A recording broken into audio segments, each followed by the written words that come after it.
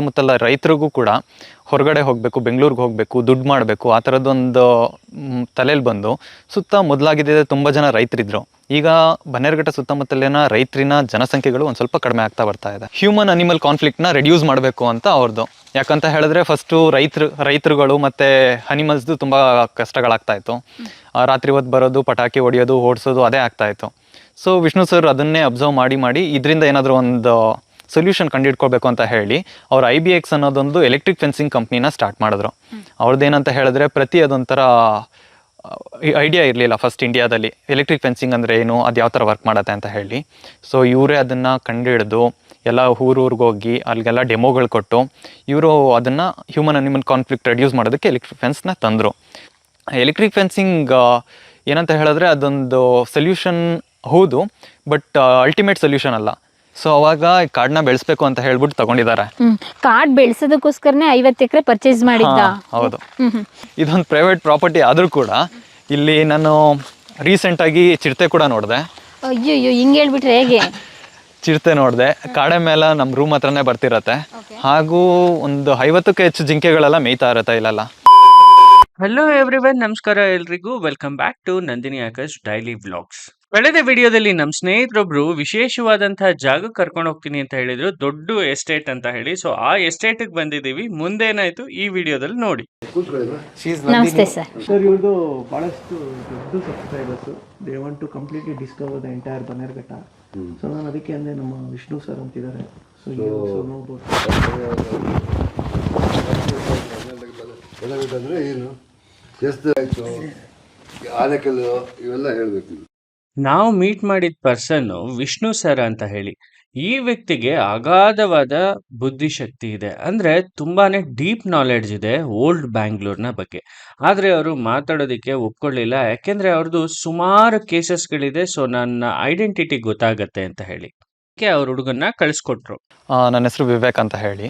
ನಾನಿಲ್ಲಿ Bannerghatta nature conservation trust ಅಂತ ಇದೆ, ಅದಕ್ಕೆ ನಾನು ಕೋಆರ್ಡಿನೇಟರ್ ಆಗಿ ಕೆಲಸ ಮಾಡ್ತಾ ಇದ್ದೀನಿ. ಓಕೆ, ಬನ್ನೇರುಘಟ್ಟ ಇತಿಹಾಸ ನಿಮ್ಗೆ ಎಷ್ಟು ಗೊತ್ತು? ನಾನು ಹುಟ್ಟಿ ಬೆಳೆದಿದ್ದಲ್ಲ ಇಲ್ಲೇ ಬನ್ನೇರುಘಟ್ಟ ಮತ್ತು ಬನ್ನೇರುಘಟ್ಟ ಸುತ್ತಮುತ್ತನೇ. ಆದ್ದರಿಂದ ನನಗೆ ತಕ್ಕ ಮಟ್ಟಿಗೆ ಅದ್ರ ಬಗ್ಗೆ ಗೊತ್ತಿದೆ. ತಕ್ಕ ಮಟ್ಟಿಗೆ ಅಂತ ಹೇಳಿದ್ರೆ ನಾನು ಚಿಕ್ಕ ವಯಸ್ಸಿಂದ ಇಲ್ಲಿ ನೋಡಿದ್ದು, ಅಂದರೆ ನಾನು ಚಿಕ್ಕ ವಯಸ್ಸಿಂದ ನೋಡಿದಾಗಿಂದ ಇಲ್ಲಿವರೆಗೂ ಏನೇನು ಚೇಂಜಸ್ ಆಗಿದೆ ಆ ಥರದ್ದೆಲ್ಲ ಇನ್ಫಾರ್ಮೇಷನ್ ಗೊತ್ತಿದೆ. ನಾನು ಚಿಕ್ಕ ವಯಸ್ಸು ನೋಡಿದ್ದು ಮತ್ತು ಈಗ ನೋಡ್ತಿರೋದಕ್ಕೆ ಅಜಗಜಾಂತರದ ವ್ಯತ್ಯಾಸಗಳಿದ್ದಾವೆ. ಫಾರ್ ಎಕ್ಸಾಂಪಲ್ ಯಾವುದಾದ್ರೂ ಅಂತ ಹೇಳಿದ್ರೆ, ನಮ್ಮ ಬೆಂಗಳೂರು ಬೆಳೀತಿರೋದ್ರಿಂದ ಇಲ್ಲಿ ಆಗಿರ್ತಕ್ಕಂತಹ ವಾತಾವರಣ ಈಗಿಲ್ಲ.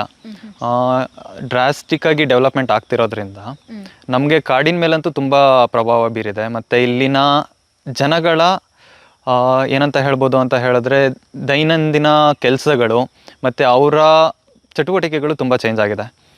ಯಾಕಂತ ಹೇಳಿದ್ರೆ ಸಿಟಿ ಬೆಳೆಯುತ್ತಿರೋದ್ರಿಂದ ಸುತ್ತಮುತ್ತಲ ರೈತರಿಗೂ ಕೂಡ ಹೊರಗಡೆ ಹೋಗಬೇಕು, ಬೆಂಗಳೂರಿಗೆ ಹೋಗಬೇಕು, ದುಡ್ಡು ಮಾಡಬೇಕು, ಆ ಥರದ್ದೊಂದು ತಲೆಯಲ್ಲಿ ಬಂದು ಮೊದಲಾಗಿದ್ದರೆ ತುಂಬ ಜನ ರೈತರಿದ್ರು. ಈಗ ಬನ್ನೇರುಘಟ್ಟ ಸುತ್ತಮುತ್ತಲಿನ ರೈತರಿನ ಜನಸಂಖ್ಯೆಗಳು ಒಂದು ಸ್ವಲ್ಪ ಕಡಿಮೆ ಆಗ್ತಾ ಬರ್ತಾ ಇದೆ. ಓಕೆ, ನಾವಿರೋ ಏರಿಯಾ ಯಾವುದು ಇವಾಗ? ನಾವಿರ್ತಕ್ಕಂಥದ್ದು ರಾಗಿಹಳ್ಳಿ ಪಂಚಾಯಿತಿ. ರಾಗಿಹಳ್ಳಿ ಪಂಚಾಯಿತಿಲಿ ಗುಡ್ಡೈನ ದೊಡ್ಡಿ ಅನ್ನೋ ಗ್ರಾಮದಲ್ಲಿದ್ದೀವಿ. ಇವಾಗ ನಮಗೆ ಏನೆಲ್ಲ ಇವತ್ತು ಎಕ್ಸ್ಪ್ಲೋರ್ ಮಾಡಿಸ್ತೀರಾ?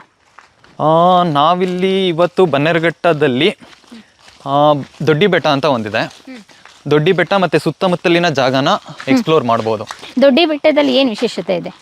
ದೊಡ್ಡಿ ಬೆಟ್ಟದಲ್ಲಿ ಏನು ವಿಶೇಷತೆ ಅಂತ ಹೇಳಿದ್ರೆ, ನಮ್ಮ ನಂಬಿಕೆ ಏನು ಅಂತ ಹೇಳಿದ್ರೆ, ಅದ್ರ ಮೇಲುಗಡೆ ನಾವು ದೇವ್ರನ್ನೆಲ್ಲ ಕೂರಿಸ್ತಿದ್ವಿ, ದೇವ್ರ ಪೂಜೆಗಳನ್ನೆಲ್ಲ ಮಾಡ್ತಿದ್ವಿ. ಬಟ್ ಅದಕ್ಕಿಂತ ಸ್ವಲ್ಪ ಹಿಂದೆ ಹೋಗ್ಬೋದು ಅಂತ. ಟ್ರೈಬ್ಸಿಗೆ ಬರ್ತೀರಾ? ಹೌದು. Okay okay. ಹಾಗಾದ್ರೆ ಇಲ್ಲಿ ಬನ್ನೇರುಘಟ್ಟ ಸುತ್ತಮುತ್ತ ಯಾವ ಟ್ರೈಬ್ಸ್ ಇದೆ? ಬನ್ನೇರುಘಟ್ಟ ಸುತ್ತಮುತ್ತಲ ಹೇಳಬೇಕು ಅಂತ ಹೇಳಿದ್ರೆ ಅಕ್ಕಿಪಿಕ್ಕಿ ಅನ್ನೋ ಒಂದು ಜನಾಂಗ ಇದೆ. ಅದು ಬನ್ನೇರುಘಟ್ಟದ ಪಕ್ಕದಲ್ಲೇ ಇದೆ. ಅದನ್ನ ಬಿಟ್ಟರೆ ನಮ್ಮ ಕಡೆ ಬಂದರೆ ಇಲ್ಲಿ ಲಂಬಾಣಿಸ್ಗಳಿದ್ದಾರೆ. ಲಂಬಾಣಿಗಳದ್ದು 2 ಊರುಗಳಿದ್ದಾವೆ. ಅದ್ರ ಜೊತೆಗೆ ಇರುಳಿಗಾಸ್ ಅಂತ ಇದ್ದಾರೆ. ಮೋಸ್ಟ್ ಟ್ರೈಬಲ್ ಇಲ್ಲಿ ಬಂದು ಇರುಳಿಗಾಸ್. ಅವ್ರದ್ದೇನು ಕುಲಕಸುಬು ಇರುಳಿಗಾಸ್ದು? ಅವ್ರದ್ದು ವಿಶೇಷತೆ ಏನಂತ ಹೇಳಿದ್ರೆ, ಅವರು ಪರ್ಟಿಕ್ಯುಲರ್ ಆಗಿ ಒಂದು ಜಾಬ್ ಅಂತ ಏನಿಲ್ಲ. ಕಾಡಿಗೆ ಹೋಗೋದು, ಕಾಡಲ್ಲಿ ಏನೇನು ಸಿಗುತ್ತೆ ಗಿಡಮೂಲಿಕೆಗಳು ತೊಗೊಂಬರೋದು, ಆ ಥರ ನಡೀತಾ ಇತ್ತು. ಬಟ್ ಇವಾಗ ಅವ್ರದ್ದೆಲ್ಲ ಚಟುವಟಿಕೆಗಳು ಚೇಂಜ್ ಆಯಿತು ಅಂತ ಹೇಳಿದ್ನಲ್ಲ, ಆ ಥರ ಚೇಂಜ್ ಆಗಿ ಇವಾಗೆಲ್ಲ ದಿನಗೂಲಿಗಳು ಮಾಡ್ತಿದ್ದಾರೆ. ಓಕೆ, ಇಲ್ಲಿ ಸುತ್ತಮುತ್ತ ಯಾವ್ದಾದ್ರು ರಿವರ್ ಹರಿಯುತ್ತಾ? ಯಾಕಂದರೆ ಟ್ರೈಬ್ಸ್ ಅಂತ ಹೇಳಿದ್ರೆ ಅವರಿಗೆ ಬೇಕಲ್ಲ ಕಾಡಿಗೆ ಹೋದ್ರೆ ನೀರು ಕಾಡು ಎಲ್ಲ ಇದ್ದೇ ಇರ್ಬೇಕಲ್ಲ. ರಿವರ್ ಅಂತ ಹೇಳೋದಕ್ಕಾಗಲ್ಲ, ಬಟ್ ಸ್ಟ್ರೀಮ್ಲೆಟ್ಸ್ಗಳಿದಾವೆ, ತುಂಬ ಇದಾವೆ. ಅಲ್ಲಿ ಹುರ್ಗುಂದೊಡ್ಡಿ ಹೊಳೆ ಅಂತ ಒಂದಿದೆ, ಈ ಕಡೆ ಬಂದರೆ ಮುನಿನಗರ ಕೆರೆಗೆ ಒಂದು ಹೊಳೆ ಹೋಗುತ್ತೆ. ಸೊ 2 ಹೊಳೆಗಳಿದಾವೆ. ಅವೆಲ್ಲ ಕಾವೇರಿಗೆ ಅಟ್ಯಾಚ್ ಆಗುತ್ತೆ ಅನ್ಸುತ್ತಲ್ಲ. ಹುರ್ಗುಂದೊಡ್ಡಿ ಹೊಳೆ ಬಂದು ಕಾವೇರಿಗೆ ಅಟ್ಯಾಚ್ ಆಗುತ್ತೆ. ಫಸ್ಟ್ ಹೋಗಿ ಅರ್ಕಾವತಿ ಕನೆಕ್ಟ್ ಆಗಿ ಅಲ್ಲಿಂದ ಕನಕಪುರದಿಂದ ಹೋಗಿ ಅದು ಬಂದು ಕಾವೇರಿಗೆ ಅಟ್ಯಾಚ್ ಆಗುತ್ತೆ ಮುತ್ತತ್ತಿ ಹತ್ರ. ನೀವು ಸ್ಟಾರ್ಟಿಂಗ್ ಹೇಳಿದ್ರೆ ಒಂದು ಟ್ರಸ್ಟ್ ಅಂತ, ಯಾರಾದ್ರು ಪ್ರೆಸಿಡೆಂಟ್, ಹೇಗೆ ಆ ಟ್ರಸ್ಟ್ ಇದಾಗಿದ್ದು? ಹೇಳಬೇಕು ಅಂತ ಹೇಳಿದ್ರೆ ವಿಷ್ಣು ಅನ್ನೋರು 1990ನೇ ಇಸ್ವಿ ಆ ಇದರಲ್ಲಿ ಬಂದು ಇಲ್ಲಿ ಸೆಟ್ಲ್ ಆದರು. ನಾ ಸ್ಟಾರ್ಟಿಂಗ್ ಇಂದ ವಿಡಿಯೋದಲ್ಲಿ ಅಲ್ಲಿಂದ ಇಂಟ್ರೋ ಮಾಡ್ಕೊ ಬರ್ಬೇಕಾದ್ರೆ ಇಂಟ್ರೊಡಕ್ಷನ್ ಅಲ್ಲಿ ವಿಷ್ಣು ಸರ್ನ ಭೇಟಿ ಮಾಡ್ಲಿಕ್ಕೆ ಬರ್ತೀವಿ ಅಂತ ಹೇಳಿ ನೀವು ಅದೇ ವಿಷ್ಣು ಸರ್ ಬಗ್ಗೆ ಮಾತಾಡ್ತಿದ್ರೆ, ಆಕ್ಚುಲಿ ವಿಷ್ಣು ಯಾರು? ವಿಷ್ಣು ನಾನೇ ಹೇಳೋ ಪ್ರಕಾರ ಇಲ್ಲಿನ ಸುತ್ತಮುತ್ತಲ ಕಾಡು ಬೆಳೆಯೋದಕ್ಕೆ, ಅಂದರೆ ನಮ್ಮ ಸುಮಾರು ಒಂದು 50-60 ಎಕರೆ ಇದೆ, ಅದನ್ನು ಕಾಡು ಬೆಳೆಸಿ ಕಾಡು ಉಳಿಸಿ ಅದಕ್ಕೋಸ್ಕರ ಫೈಟ್ ಮಾಡ್ತಿದ್ದಾರೆ. ನಾನು ಹೇಳ್ಬೋದು ಅಂತ ಹೇಳಿದ್ರೆ ಜಿದ್ದು ಕೃಷ್ಣಮೂರ್ತಿ ಅವ್ರು ಇದ್ದಾರಲ್ವಾ, ಅವ್ರ ಪರ್ಸ್ನಾಲಿಟಿ ಇವ್ರ ಪರ್ಸ್ನಾಲಿಟಿ ಮ್ಯಾಚ್ ಆಗುತ್ತೆ. ಸೊ ಇವ್ರು ಏನು ಮಾಡಬೇಕು ಅಂತ ಅನ್ಕೊಂತಾರೆ ಅದನ್ನು ಮಾಡ್ತಾರೆ. ಸೊ ಅದರಿಂದ ವಿಷ್ಣು ಎಲ್ಲಿ ಅವರು? ಮೂಲತಃ ಅವರು ಬೆಂಗಳೂರವರೇ, ಹಳೆ ಬಸವನಗುಡಿ ಅವರು ಕೂಡ. ಅವರು ಮತ್ತು ಅವ್ರ ತಮ್ಮ ಸ್ಟಾರ್ಟಿಂಗಲ್ಲಿ ಇಲ್ಲಿ ಬಂದು, ಇಲ್ಲಿ ರಾಮಕೃಷ್ಣ ಆಶ್ರಮ ಇದೆ, ರಾಮಕೃಷ್ಣ ಆಶ್ರಮದ ಮುಖಾಂತರ ಇಲ್ಲೊಂದು ಸ್ವಲ್ಪ ಜಾಗ ತೊಗೊಂಡಿದ್ರು. ಅವ್ರದ್ದು ಸ್ಟಾರ್ಟಿಂಗಲ್ಲಿ ಯಾವ ಥರ ಪ್ಲ್ಯಾನ್ ಇತ್ತು ಅಂತ ಹೇಳಿದ್ರೆ, ಹೊರಗಡಿನ ಸಿಟಿ ಜನನ ಇಲ್ಲಿ ಕರ್ಕೊಂಬಂದು ಅವ್ರಿಗೆ ಪರಿಸರದ ಬಗ್ಗೆ ಒಂದು ಎಜುಕೇಷನ್ ಕೊಡಬೇಕು, ಮಕ್ಕಳಿಗೆ ಮುಂದಿನ ಪೀಳಿಗೆಗೆ ಈ ಪರಿಸರದ ಬಗ್ಗೆ ಒಂದು ಕಾಳಜಿ ಮೂಡೋ ಥರದ್ದು ಒಂದು ಕ್ಲಾಸಸ್ ಮಾಡಬೇಕು ಅಂತ ಹೇಳಿ. ಅವ್ರೇನು ಎಜುಕೇಶನ್ ಮಾಡಿರೋದು, ಅಂದರೆ ಪರಿಸರದ ಬಗ್ಗೆ ಅಷ್ಟು ಇಂಟ್ರೆಸ್ಟ್ ಬಂದಿದ್ದು ಹೇಗೆ ಅವ್ರಿಗೆ?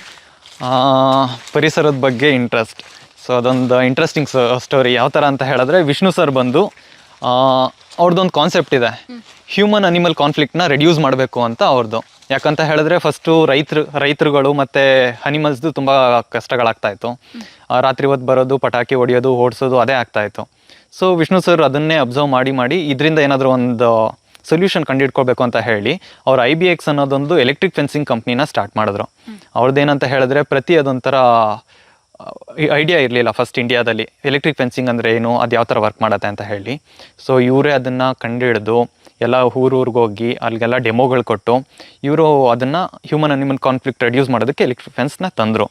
ಅನಿಮಲ್ಲು ಮತ್ತು ಅನಿಮಲ್ ಕಾನ್ಫ್ಲಿಕ್ಟ್ನ ರೆಡ್ಯೂಸ್ ಮಾಡ್ಬೋದು, ಬಟ್ ಆದರೆ ಏನಾಗ್ತಿದೆ ಅಂತ ಹೇಳಿದ್ರೆ ಎನ್ಕ್ರೋಚ್ಮೆಂಟ್ಸ್ ಆ ಥರ ಎಲ್ಲ ಆಗಿ ಅನಿಮಲ್ ಹ್ಯಾಬಿಟ್ಯಾಟ್ಸೇ ರೆಡ್ಯೂಸ್ ಆಗ್ತಿದೆ. ಆ ಹ್ಯಾಬಿಟ್ಯಾಟ್ನೇ ನಾವು ಕಾಪಾಡ್ಕೊಳ್ಳೋಕ್ಕಾಗಿಲ್ಲ ಅಂತ ಹೇಳಿದ್ರೆ ಹ್ಯೂಮನ್ ಅನಿಮಲ್ ಕಾನ್ಫ್ಲಿಕ್ಟ್ ಆಗೇ ಆಗುತ್ತೆ. ಎಲೆಕ್ಟ್ರಿಕ್ ಫೆನ್ಸಿಂಗ್ ಏನಂತ ಹೇಳಿದ್ರೆ ಅದೊಂದು ಸೊಲ್ಯೂಷನ್ ಹೌದು, ಬಟ್ ಅಲ್ಟಿಮೇಟ್ ಸೊಲ್ಯೂಷನ್ ಅಲ್ಲ. ನಾವೇನು ಮಾಡಬೇಕು ಅಂದರೆ ಅನಿಮಲ್ಸ್ಗೆ ಹ್ಯಾಬಿಟ್ಯಾಟ್ನ ಇಂಪ್ರೂವ್ ಮಾಡಲೇಬೇಕು. ಆವಾಗಿಂದ ಇವರು ಇಲ್ಲಿಗೆ ಬಂದು ಕೂತ್ಕೊಂಡು ಸಾವಿರಾರು ಮರಗಳನ್ನ ನೆಟ್ಟು ಇಲ್ಲಿ ರಾಮಕೃಷ್ಣ ಆಶ್ರಮದ ಸ್ವಾಮೀಜಿಗಳ ಜೊತೆ ಸೇರಿ ಅಲ್ಲಿ ಕೂಡ ಎಲ್ಲರೂ ಜೊತೆಗೂಡಿಸ್ಕೊಂಡು ಸುಮಾರು ಲಕ್ಷಾಂತರ ಗಿಡಗಳನ್ನ ನೆಟ್ಟಿದ್ದಾರೆ. ಈವನ್ ಇಲ್ಲಿ ರಾಮಕೃಷ್ಣ ಆಶ್ರಮ ಇದೆಯಲ್ವಾ, ಅದರಲ್ಲಿ ಸ್ವಲ್ಪ ಭಾಗ ಮಾತ್ರ, ಅಂದರೆ ಅವರು ಇರೋವಂಥ ಜಾಗದಲ್ಲಿ ಒಂದು 5% ಜಾಗದಲ್ಲಿ ಮಾತ್ರ ಬಿಲ್ಡಿಂಗ್ಸ್ಗಳಿದ್ದಾವೆ ಮತ್ತು ಅಕಾಡೆಮಿಕ್ಸ್ ರಿಲೇಟೆಡ್ ಏನೇನು ಬೇಕೋ ಅದು ಇದ್ದಾವೆ. ಅದು ಬಿಟ್ಟರೆ ಇನ್ನೆಲ್ಲ ಕಂಪ್ಲೀಟಾಗಿ ಮರಗಳು ನೆಟ್ಟಿ ಕಾಡನ್ನೇ ಬೆಳೆಸ್ತಿದ್ದಾರೆ. ಇವರು ವಿಷ್ಣು ಅವರು ಕೂಡ ಅಷ್ಟೇ. ಸೊ ಅಲ್ಲಲ್ಲಿ ಒಂದೊಂದು ಮನೆಗಳಿದ್ದಾವೆ, ಅದು ಬಿಟ್ಟರೆ ಎಲ್ಲ ಕಾಡನ್ನ ಇವರು ನೋಡ್ಕೊತಿದ್ದಾರೆ, ಗಿಡಗಳನ್ನ. ವಿಷ್ಣು ಅಂಡರಲ್ಲಿ ಎಷ್ಟು ಕಾಡು ಬರುತ್ತೆ? ಅವ್ರೇನಾದ್ರು ಪರ್ಟಿಕ್ಯುಲರ್ ಏನೋ ಪರ್ಚೇಸ್ ಮಾಡಿದಾರಾ? ವಿಷ್ಣು ಅವರು ಸುಮಾರು ಒಂದು 50 ಎಕರೆವರೆಗೂ ಪರ್ಸ್ನಲಾಗಿ ಪರ್ಚೇಸ್ ಮಾಡಿ, ಅವ್ರ ತಮ್ಮವ್ರು ಪರ್ಚೇಸ್ ಮಾಡಿ. ಎಷ್ಟು ಕೊಂಡ್ಕೊಂಡ್ರು? 50 ಎಕರೆ ಅಂದರೆ ಸುಮ್ಮನೆನಾ ಬ್ರದರ್? ಅದು ಹೇಳಬೇಕು ಅಂತ ಹೇಳಿದ್ರೆ, ಇವರು ತಗೊಂಡಿರೋದೆಲ್ಲ 2000ನೇ ಇಸ್ವಿ. ಆಗ ಇವ್ರ ಹತ್ರ ದುಡ್ಡಿತ್ತು ಮತ್ತು ಇವ್ರ ಫ್ರೆಂಡ್ಸ್ಗಳಿದ್ರಲ್ವಾ, ಸೊ ಅವಾಗ ಕಾಡನ್ನ ಬೆಳೆಸ್ಬೇಕು ಅಂತ ಹೇಳ್ಬಿಟ್ಟು ತಗೊಂಡಿದ್ದಾರೆ.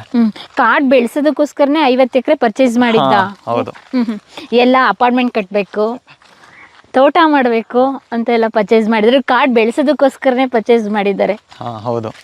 ಇನ್ನೊಂದೇನಂತ ಹೇಳಿದ್ರೆ, ಇಲ್ಲಿ ಸುತ್ತಮುತ್ತ ತುಂಬ ಜನ ಇದ್ದಾರೆ. ವಿಷ್ಣು ಸರ್ದು ಒಂದು ಇವ್ರು ಹೋಗ್ತಿರೋ ಫ್ರೀಕ್ವೆನ್ಸಿಗೆ ಮ್ಯಾಚ್ ಆಗುವಂಥ ತುಂಬ ಜನ ಇಲ್ಲಿ ಪ್ರಾಪರ್ಟೀಸ್ನೆಲ್ಲ ತಗೊಂಡಿದ್ದಾರೆ. ಫಾರ್ ಎಕ್ಸಾಂಪಲ್ ಅಶೋಕ್ ಸೂತ ಅಂತ ಒಬ್ರು ಇದ್ದಾರೆ. ಅವ್ರ ಮೈಂಡ್ ಟ್ರೀಸ್ ಮತ್ತು ಹ್ಯಾಪಿಯೆಸ್ಟ್ ಮೈಂಡ್ಸ್ ಎಲ್ಲ ಅವ್ರ ಕಂಪ್ನಿ ಅವರಂಡೆಲ್ಲ ಬರುತ್ತೆ. ಅವರು ಕೂಡ ಇಲ್ಲಿ ಇದು ಮಾಡಿ ಇವಾಗ ರೀಸೆಂಟಾಗಿ ಲಾಸ್ಟ್ ಸಮ್ಮರಲ್ಲಿ ಒಂದು ದೊಡ್ಡ ಕೆರೆ ಕಟ್ಟಿಸಿದ್ರು. ಯಾಕಂತ ಹೇಳಿದ್ರೆ ಬರ್ತಾ ಬರ್ತಾ ನಮ್ಮದು ನೀರಿನ ಮಟ್ಟ ಕಡಿಮೆ ಆಗ್ತಾ ಇದೆ. ಅದಕ್ಕೋಸ್ಕರ ಕಾಡಲ್ಲಿ ಪ್ರಾಣಿಗಳಿಗೆ ನೀರು ಸಿಗ್ತಿಲ್ಲ. ಅದಕ್ಕೋಸ್ಕರ ತಮ್ಮದೇ ಆದಂಥ ಜಾಗದಲ್ಲಿ ಒಂದು ಕೆರೆ ಮಾಡಿ ಕಾಡು ಆನೆಗಳಿಗೆ, ಪ್ರಾಣಿಗಳಿಗೆ ಒಂದು ಹೆಲ್ಪ್ ಆಗಲಿ ಅಂತ ಅವರು ಕೂಡ ಕೆರೆ ಮಾಡಿದ್ದಾರೆ. ಹಾಗೆ ಇಲ್ಲಿ ವಿನಯ್ ಕಾರ್ತಿಕ್ ಅಂತ ಕೂಡ ಇದ್ದಾರೆ.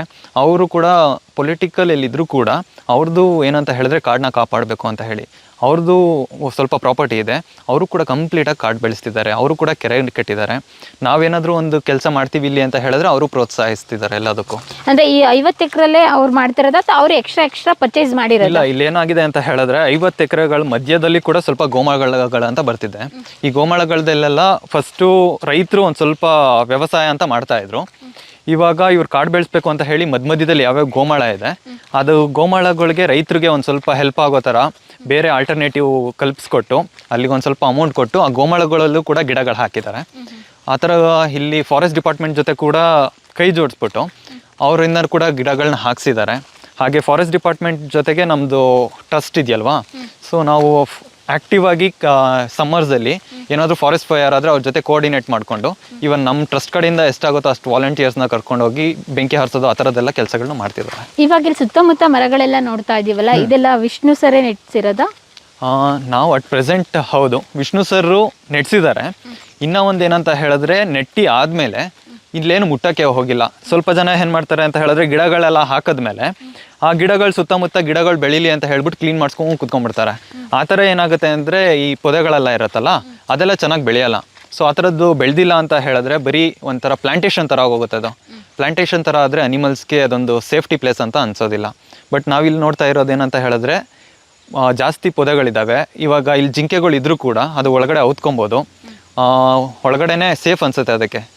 ಇವಾಗ ನೀವು ಇಲ್ಲಿ ಓಡಾಡ್ತಿದ್ರೆ ಇಲ್ಲಿ ಯಾವ ಥರ ಅಂತ ಹೇಳಿದ್ರೆ, ಇದೊಂದು ಪ್ರೈವೇಟ್ ಪ್ರಾಪರ್ಟಿ ಆದರೂ ಕೂಡ ಇಲ್ಲಿ ನಾನು ರೀಸೆಂಟಾಗಿ ಚಿರತೆ ಕೂಡ ನೋಡಿದೆ. ಅಯ್ಯೋ, ಹಿಂಗೆ ಹೇಳ್ಬಿಟ್ರೆ ಹೇಗೆ? ಚಿರತೆ ನೋಡಿದೆ, ಕಾಡೆ ಮೇಲೆ ನಮ್ಮ ರೂಮ್ ಹತ್ರನೇ ಬರ್ತಿರತ್ತೆ. ಹಾಗೂ ಒಂದು 50ಕ್ಕೂ ಹೆಚ್ಚು ಜಿಂಕೆಗಳೆಲ್ಲ ಮೇಯ್ತಾ ಇರತ್ತೆ ಇಲ್ಲೆಲ್ಲ. ನಾವು ರೆಗ್ಯುಲರ್ ಆಗಿ ನಾವು ಹಸುನ ಹೇಗೆ ನೋಡ್ತೀವಿ ಅದೇ ಥರ ನೀವು ಡೈಲಿ ಜಿಂಕೆ ಚಿರತೆ ಎಲ್ಲ ನೋಡ್ತಾ ಇರ್ತೀರಾ. ನಿಮ್ಗೇನು ಭಯ ಆಗಲ್ವಾ? ಚಿರತೆ ಓಕೆ ಅಲ್ಲ, ಜಿಂಕೆ ಓಕೆ, ಚಿರತೆ ಚಿರತೆ ಇಲ್ಲಿ ಒಂಥರ ನನ್ನ ಎಕ್ಸ್ಪೀರಿಯನ್ಸ್ ಪ್ರಕಾರ ಹೇಳೋದಾದರೆ, ಇಲ್ಲಿರೋ ಅಂತಕ್ಕಂತಹ ಚಿರತೆಗಳು ಒಂಥರ ಶೈ ಅನಿಮಲ್ಸ್ ಥರ. ನಮ್ಮನ್ನ ನೋಡಿದ್ರೆ ಓಡೋಗೋದು, ಇಲ್ಲ ನಮ್ಮ ನೋಡಿದ್ರೆ ಔತ್ಕೊಂಡು ಕುತ್ಕೊಂಡ್ಬಿಡೋದು, ಆ ಥರ ಮಾಡುತ್ತೆ. ಇಲ್ಲ ಮ್ಯಾನ್ ಈಟರ್ ಲೆಪರ್ಡ್ ಯಾವುದೂ ಇಲ್ಲ ಇಲ್ಲಿ ಮೋಸ್ಟ್ಲಿ. ಅಂದಾಜು ಎಷ್ಟು ಮರಗಿಡಗಳನ್ನ ಬೆಳೆಸಿರ್ಬೋದು ವಿಷ್ಣು ಸರ್? ಲಕ್ಷಾಂತರ ಅಂತ ಹೇಳ್ಬೋದು, ಸಾವಿರಾರಲ್ಲ, ಲಕ್ಷಾಂತರ ಗಿಡಗಳಂತಾನೆ ಹೇಳ್ಬೋದು.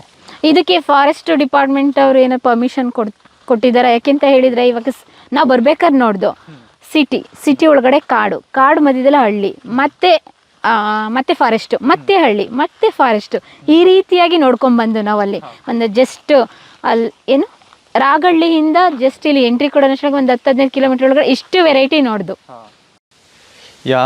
ಇವಾಗ ಹೇಳಬೇಕು ಅಂತ ಹೇಳಿದ್ರೆ, ಫಾರೆಸ್ಟ್ ಡಿಪಾರ್ಟ್ಮೆಂಟ್ಗೆ ಕಾಡು ಬೆಳಿಬೇಕು, ಕಾಡಲ್ಲಿರೋ ಪ್ರಾಣಿಗಳು ಉಳಿಬೇಕು ಅಂತ ಅವ್ರಿಗೂ ಒಂದಿದೆ. ಸೊ ಯಾರಾದರೂ ಒಬ್ಬರು ಪ್ರೈವೇಟ್ ಆಗಿ ಅಥವಾ ಸ್ವಂತ ಖರ್ಚಿಂದ ಈ ಥರ ಕಾಡು ಬೆಳೆಸ್ತಿದ್ದಾರೆ ಅಂತ ಹೇಳಿದ್ರೆ ಅವ್ರದ್ದು ಸಪೋರ್ಟ್ ಇದ್ದೇ ಇರುತ್ತೆ, ಮಾರಲ್ ಸಪೋರ್ಟ್ ಅಂತೂ ಇದ್ದೇ ಇರುತ್ತೆ. ಫಿಸಿಕಲ್ ಸಪೋರ್ಟ್ ಅಥವಾ ಫೈನಾನ್ಷಿಯಲ್ ಸಪೋರ್ಟ್ ಇಲ್ಲ ಅಂತ ಹೇಳಿದ್ರು ಕೂಡ ಮಾರಲ್ ಸಪೋರ್ಟ್ ಕೊಟ್ಟೇ ಕೊಡ್ತಾರೆ. ಇವಾಗ ನಮ್ಮ ವಿಡಿಯೋ ನೋಡ್ತಾ ಇದ್ದಾರೆ, ಅವ್ರಿಗೂ ಕಾಡು ಬೆಳೆಸ್ಬೇಕಂತ ಇಷ್ಟ ಇರುತ್ತೆ, ಅವ್ರ ಹತ್ರನೂ ದುಡ್ಡಿರುತ್ತೆ, ಪರ್ಚೇಸ್ ಮಾಡೋಕ್ಕೆ ಏನಾದರೂ ಅನುಮತಿ ಕೊಡ್ತಾರಾ? ಹೇಗೆ ಏನು ಅಂದರೆ ಲ್ಯಾಂಡ್ ಬಗ್ಗೆ ಲ್ಯಾಂಡ್ ಬಗ್ಗೆ ನಿಮ್ಮ ಸ್ಟೋರಿ ನೋಡಿ ಇನ್ಸ್ಪಿರೇಷನ್ ಆದ್ರೆ, ವಿಷ್ಣು ಸ್ಟೋರೀಸ್ ನೋಡಿ ಇನ್ಸ್ಪಿರೇಷನ್ ಆದವ್ರಿಗೆ ದುಡ್ಡಿರುತ್ತೆ, ಪರಿಸರದ ಬಗ್ಗೆ ಕಾಳಜಿ ಇರುತ್ತೆ, ಕಾಡನ್ನು ಕಾಪಾಡಬೇಕು, ಪ್ರಾಣಿಗಳನ್ನ ಹಂಗೆ ಸಂರಕ್ಷಣೆ ಮಾಡಬೇಕು ಅಂತ. ಈ ಥರ ಏನು ಹೇಳ್ಬೋದು ಅಂತ ಹೇಳಿದ್ರೆ, ಆ ದುಡ್ಡಿದ್ರೆ ನೀವು ನಿಜವಾಗ್ಲೂ ಫಾರೆಸ್ಟ್ ಬಗ್ಗೆ ಏನಾದರೂ ಒಂದು ಕಾಳಜಿ ಇದ್ದರೆ, ಫಾರೆಸ್ಟ್ನ ಬೆಳೆಸಬೇಕು, ಹ್ಯಾಬಿಟ್ಯಾಟ್ ಇಂಪ್ರೂವ್ ಮಾಡಬೇಕು ಅಂತ ಹೇಳಿದ್ರೆ, ಅಥವಾ ವಿಷ್ಣು ಅವ್ರನ್ನೇ ಒಂದು ರೋಲ್ ಮಾಡೆಲ್ ತೊಗೊಂಡು ಬೇರೆ ಕಡೆ ಹೋಗಿ ಪ್ರಾಪರ್ಟಿ ತೊಗೊಂಡು ಕಾಡು ಬೆಳೆಸಲೇಬೇಕು ಅಂತ ಹೇಳಿದ್ರೆ, ಅದೊಂದು ಸ್ವಲ್ಪ ಈಗಿನ ಕಾಲದಲ್ಲಿ ಕಷ್ಟ ಆಗುತ್ತೆ. ಯಾಕಂತ ಹೇಳಿದ್ರೆ, ನಾವಿವಾಗ ಮನುಷ್ಯ ಬರ್ತಾ ಸೆಲ್ಫಿಶ್ ಆಗ್ತಿದ್ದಾನೆ. ನಾವಿವಾಗ ಹೋಗಿ ಒಂದು ಪ್ರಾಪರ್ಟಿ ತೊಗೊಂಡ್ರು ಕೂಡ ತೊಗೊಂಡಿದ್ದಾಗಿ ನಾವು ಗಿಡಗಳು ಬೆಳೆಸಬೇಕು ಅಂತ ಸ್ಟಾರ್ಟ್ ಮಾಡ್ತೀವಿ ಅಷ್ಟೇ. ಬಟ್ ಸ್ವಲ್ಪ ವರ್ಷ ಆದಮೇಲೆ ನಮ್ಮದು ಮನಸ್ಸು ಚೇಂಜ್ ಆದರೂ ಆಗ್ಬೋದು. ಅಂಥ ಟೈಮಲ್ಲಿ ಹಾಕಿರೋ ಮರ ಗಿಡಗಳೆಲ್ಲ ಚೆನ್ನಾಗಿ ಬೆಳೆದಾದ್ಮೇಲೆ ಅದನ್ನು ಒಂದು ರೆಸಾರ್ಟು ಆ ಥರ ಕನ್ವರ್ಟ್ ಮಾಡೋದಕ್ಕೆ ಜಾಸ್ತಿ ಟ್ರೈ ಮಾಡ್ತಿದ್ದಾರೆ. ಸೊ ಫಾರೆಸ್ಟ್ ಡಿಪಾರ್ಟ್ಮೆಂಟ್ ಅವರು ಕೂಡ ಇದೇ ಒಂದು ಸದುದ್ದೇಶದಿಂದ, ಅಂದರೆ ಈ ಥರದ್ದು ಒಂದು ಆಗಬಹುದು ಅಂತ ಒಂದು ಅವ್ರ ತಲೆಯಲ್ಲೂ ಇದೆ. ಅದಕ್ಕೀಗ ಏನು ಮಾಡಿದ್ದಾರೆ ಅಂತ ಹೇಳಿದ್ರೆ, ಪ್ರಾಣಿಗಳಿಗೆ ಓಡಾಡೋಕ್ಕೂ ಜಾಗ ಇರಬೇಕು, ಹಾಗೆ ಪ್ರಾಣಿಗಳಿಗೂ ತೊಂದರೆ ಆಗಬಾರ್ದು. ಆ ಥರದಕ್ಕೆ ಯಾವುದ್ಯಾವುದು ನ್ಯಾಷನಲ್ ಪಾರ್ಕ್ ಇದೆ ಅಥವಾ ದೊಡ್ಡ ಕಾಡುಗಳಿದ್ದಾವೆ, ರಿಸರ್ವ್ ಫಾರೆಸ್ಟ್ ಎಲ್ಲ ಇರುತ್ತಲ್ಲ, ಅದರಿಂದ ಒಂದು ಬಫರ್ ಝೋನ್ ಅಂತ ಮಾಡ್ಕೊಂಡಿದ್ದಾರೆ, ಎಕೋ ಸೆನ್ಸಿಟಿವ್ ಝೋನ್ ಅಂತ ಹೇಳಿ. ಅದೇನಂತ ಹೇಳಿದ್ರೆ, ಫಾರೆಸ್ಟ್ ಬೌಂಡ್ರಿಯಿಂದ ಸುಮಾರು 10 ಕಿಲೋಮೀಟರ್ವರೆಗೂ ಬಫರ್ ಝೋನ್ ಮಾಡ್ಕೊಬೋದು ಅವರು, ಫಾರೆಸ್ಟ್ ಡಿಪಾರ್ಟ್ಮೆಂಟ್ ಅವರು. ಅಂತ ಹೇಳಿದ್ರೆ ಅದ್ರ ಒಳಗಡೆ ಸ್ವಲ್ಪ ಆ್ಯಕ್ಟಿವಿಟೀಸ್ನ ರಿಸ್ಟ್ರಿಕ್ಟ್ ಮಾಡಿದ್ದಾರೆ. ಯಾವ ಥರ ಹೇಳಿದ್ರೆ, ಕ್ವಾರಿಗಳು ಮಾಡಬಾರ್ದು, ಅಥವಾ ಮರಗಳು ಕಟ್ ಮಾಡಬಾರ್ದು. ಮರ ಕಟ್ ಮಾಡಬೇಕು ಅಂತ ಹೇಳಿದ್ರೆ ಫಾರೆಸ್ಟ್ನಿಂದ ಪರ್ಮಿಷನ್ ತೊಗೊಬೇಕು. ರೆಸಾರ್ಟ್ ಮಾಡಬಾರ್ದು. ರೆಸಾರ್ಟ್ ಮಾಡಿದ್ರು ಕೂಡ ಹೋಮ್ ಸ್ಟೇಸ್ ಥರ ಮಾಡಬೇಕು.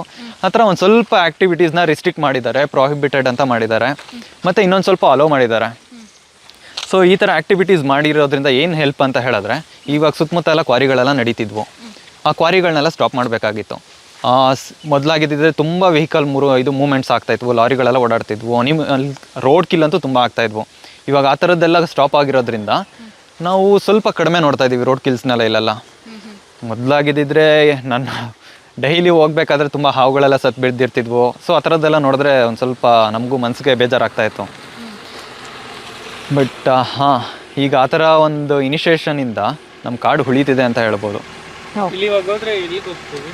ಇಲ್ಲೊಂದು ಕೆರೆ ಇದೆ, ಕೆರೆ ಮನೆ ಇದೆ, ಬೆಟ್ಟಕ್ಕೂ ಹೋಗ್ಬೋದು. ಇಲ್ಲೊಂದು ಕುದುರೆಗಳ ಇದಿದೆ, ಅಲ್ಲೂ ಹೋಗ್ಬೋದು.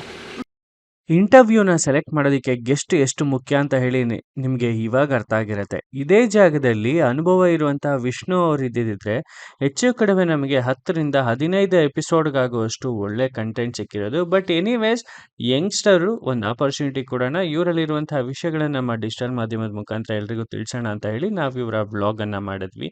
So thank you friends. Anyways, ನೋಡಿದ್ರಲ್ಲ, ವಿಷ್ಣು ಅವರು ಒಂದು ಒಳ್ಳೆ ದೊಡ್ಡ ಪರ್ಸನಾಲಿಟಿ ಅಂತ ಹೇಳ್ಬೋದು. ಅವ್ರ ಬಗ್ಗೆ ಮಾತಾಡೋ ಹಾಗೆ ಇಲ್ಲ. ಯಾಕೆಂದ್ರೆ ಕೋಟಿ ಒಡೆಯ ಅಂತ ಹೇಳ್ಬೋದು. 100 ಎಕರೆ ಪ್ರದೇಶನ ಅವರು ಕಾಡನ್ನ ನಿರ್ಮಾಣ ಮಾಡಿದ್ದಾರೆ, ರೈನ್ ಫಾರೆಸ್ಟ್ರಿ ಅನ್ನೋ ಒಂದು ಕಾನ್ಸೆಪ್ಟ್ನಲ್ಲಿ. ಬಟ್ ಆ ಕಾನ್ಸೆಪ್ಟ್ನ ಮಾಹಿತಿ ನಮಗಂತೂ ಸಿಗ್ಲಿಲ್ಲ. ನಾವು ಹೋಗಿದ್ದು 99% ವೇಸ್ಟ್ ಆಯಿತು. ಬಟ್ ಎನಿ ಹೌ ಇರಲಿ, ನೆಕ್ಸ್ಟ್ ಟೈಮ್ ಖಂಡಿತವಾಗ್ಲೂ ವಿಷ್ಣು ಅವ್ರನ್ನ ಭೇಟಿ ಮಾಡೋಕ್ಕೆ ಪ್ರಯತ್ನ ಮಾಡಿ. ಕಂಪ್ಲೀಟಾಗಿ ಇನ್ಫಾರ್ಮೇಷನ್ ಅವ್ರ ಹತ್ರನೇ ಗ್ಯಾದರ್ ಮಾಡ್ತೀವಿ ಸಾಧ್ಯವಾದರೆ. Thanks for watching this video.